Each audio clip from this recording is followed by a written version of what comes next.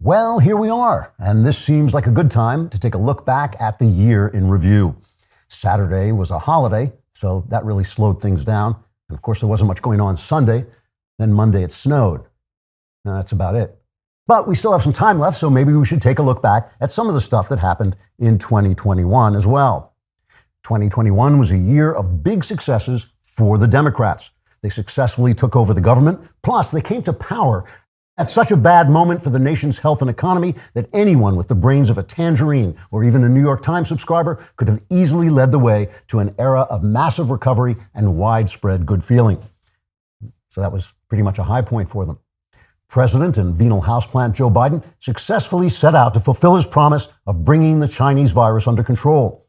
One successful result of his actions was that after years of decline in classical education, Americans are now finally learning the names of the Greek letters that identify the virus variants that are killing them in higher numbers than during the Trump administration.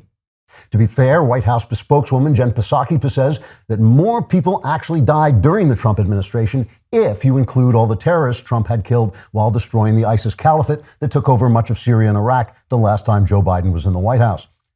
So, congratulations, Democrats.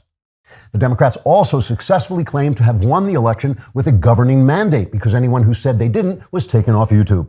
So they successfully laid out an ambitious plan to successfully transform America, which had been mired for far too long in wealth, power, and freedom. Although Senator Joe Manchin of West Virginia initially showed some reluctance to support the ambitious plan, the administration successfully managed to browbeat and insult Manchin until he set his reluctance aside and replaced it with an iron determination to shove the plan so far down Chuck Schumer's throat that Schumer's head would explode, after which Manchin would use Schumer's splattered brains to paint "Up yours, Joe Biden, you brain-dead son of a toad" on the Senate walls.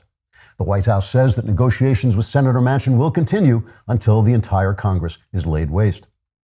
The Democrats successfully ended the war in Afghanistan, along with any lingering sense we might have had of honor and self-respect, and they successfully instituted a much greener environmental policy, successfully hobbling the nation's energy production, which in turn successfully strengthened and enriched Russia and China so they could successfully continue to fund their mission of successfully taking over the world. And finally, while it is true that here at home, meat prices have skyrocketed, the administration has successfully raised the nation's respect for vegetables by having one of them run the country. If you like this content, and how could you not, you want to like and subscribe, and also subscribe to the Andrew Klavan podcast, wherever you get your podcast, for more Klavan-y goodness.